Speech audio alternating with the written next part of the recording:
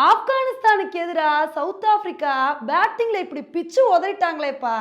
இப்படி வந்து சொல்கிற மாதிரி தான் இன்னைக்கு சவுத் ஆப்பிரிக்காவோட பேட்டிங் வந்துருந்துச்சுங்க. இன்னைக்கு சவுத் ஆப்பிரிக்காவுக்கும் ஆப்கானிஸ்தானுக்கும் நடக்கிற மேட்ச்சில் சவுத் ஆப்பிரிக்கா தான் டாஸ் வின் பண்ணி ஃபர்ஸ்ட் பேட்டிங் வந்து சூஸ் பண்ணாங்க. ஜோர்ஸையும் ரெக்கல்டனும் நல்லா தாங்க விளையாட ஆரம்பித்தாங்க. இவங்களோட பார்ட்னர்ஷிப் கண்டினியூ ஆகுன்னு நினைக்கும் போது அப்போ தான் நபி வந்தார். நான் என்னோட ஃபஸ்ட்டு பால்லே விக்கெட் எடுப்பேன்னு சொல்லி ஜோர்ஸியோட விக்கெட் வந்து எடுத்தாரு. சரி, ஆப்கானிஸ்தான் வேகமாகவே ஃபஸ்ட்டு விக்கெட் எடுத்தாங்க, இனி அடுத்தடுத்த விக்கெட் வரும் அப்படின்னு நினைக்கும் போது அப்போ தாங்க ரெக்கல்டனும் பவுமாவும் வேற லெவல் பார்ட்னர்ஷிப் வந்து போட்டாங்க. ரெண்டு பேருமே பயங்கரமாக விளையாட ஆரம்பிச்சிட்டாங்க. ஒரு பக்கம் ரெக்கல்டன் ஹாஃப் செஞ்சுரி அடிக்க, பவுமா ஹாஃப் செஞ்சுரி அடிக்க அப்படின்னு இவங்களோட பார்ட்னர்ஷிப்பு 150 ரன்னுக்கு மேலே வந்து போயிடுச்சுங்க. ரெண்டாவது விக்கெட் எடுக்கிறதுக்கு ஆப்கானிஸ்தான் ரொம்ப நேரமாக திணறிட்டு இருந்தாங்க. அப்போ தான் நபி வந்து, ஏன்பா விக்கெட்டே நான் தான் எடுத்தேன், ரெண்டாவது விக்கெட்டையும் நான் தான் எடுக்கணுமா அப்படின்னு எப்படியோ பவுமாவோட விக்கெட்டை வந்து எடுத்தாரு.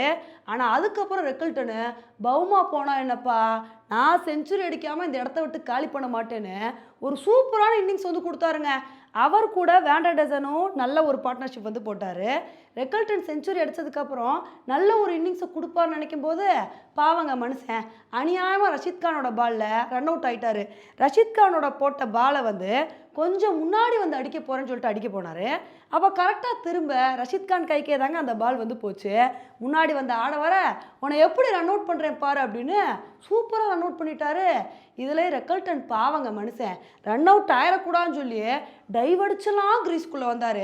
ஆனால் அவர் மட்டும் க்ரீஸுக்குள்ளே வந்தால் போதுமா, பேட்டு கரெக்டாக க்ரீஸ் லைனில் பண்ணணும்ல. அவர் உள்ளே வரும்போது பேட்டு கரெக்டாக மேலே தூக்கிடுச்சுங்க. இதனால அநியாயமாக அவருக்கு வந்து ரன் அவுட் கொடுத்துட்டாங்க. அதுக்கப்புறம் வந்து வேண்டர்டசன் ஹாஃப் செஞ்சுரி அடித்து நல்லா தான் இன்னிங்ஸ் வந்து கொடுத்துட்டு இருந்தார். அவரும் ஒரு கட்டத்தில் நூர் அகமதோட பாலில் வந்து அவுட் ஆகிட்டாருங்க. சரி, ஆப்கானிஸ்தான் வந்து அடுத்தடுத்தாவது விக்கெட் எடுத்து ரன்னை கண்ட்ரோல் பண்ணுவாங்கன்னு நினைக்கும் போது அப்போ தாங்க மார்க்ரமும் மில்லரும் சேர்ந்து ஒரு சின்ன பார்ட்னர்ஷிப் வந்து போட்டாங்க. மார்க்ரம் வந்து நல்ல ஒரு இன்னிங்ஸ் வந்து கொடுத்துட்டு இருந்தாரு. இவங்களோட பார்ட்னர்ஷிப்பே கடைசி வரைக்கும் போகும் அப்படின்னு தான் வந்து எதிர்பார்த்தோம். அப்போ தாங்க ஃபருக்கியோட பாலில் ரஹ்மத் ஷா ஒரு கேட்சை பிடிச்சாரு பாருங்க, மில்லர் கேட்சை. சூப்பரான கேட்சுங்க. நார்மலாக அது 6 போக வேண்டிய பால், ஆனால் சூப்பராக கேட்சை பிடிச்சி அசத்திட்டாரு. அதுக்கப்புறம் மார்க்ரம் நின்று ஹாஃப் செஞ்சுரி அடித்தனால சவுத் ஆப்பிரிக்கா 50 ஓவர் முடிவில் 315 ரன் வந்து எடுத்திருக்காங்க. உண்மையிலே இது ஆப்கானிஸ்தானுக்கு எதிராக ஒரு பெரிய டார்கெட் தாங்க. ஆப்கானிஸ்தான் இந்த மேட்சை வின் பண்ணணும் அப்படின்னா ஸ்டார்டிங்லேருந்தே நல்ல ஒரு பேட்டிங் பர்ஃபார்மன்ஸை கொடுத்து பவர் பிளேலே அதிக ரன் எடுத்தால் மட்டும்தான் இந்த மேட்சை வந்து வின் பண்ண முடியும். சவுத் ஆப்பிரிக்கா பேட்டிங்கில் பட்டையை கிளப்பியிருக்காங்க.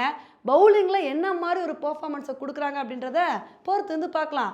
ஓகே ஃப்ரெண்ட்ஸ், சவுத் ஆப்பிரிக்காவோட பேட்டிங் பர்ஃபார்மன்ஸை பற்றி நீங்கள் என்ன நினைக்கிறீங்க அப்படின்றத என்னோட கமெண்ட் செக்ஷனில் வந்து போடுங்க.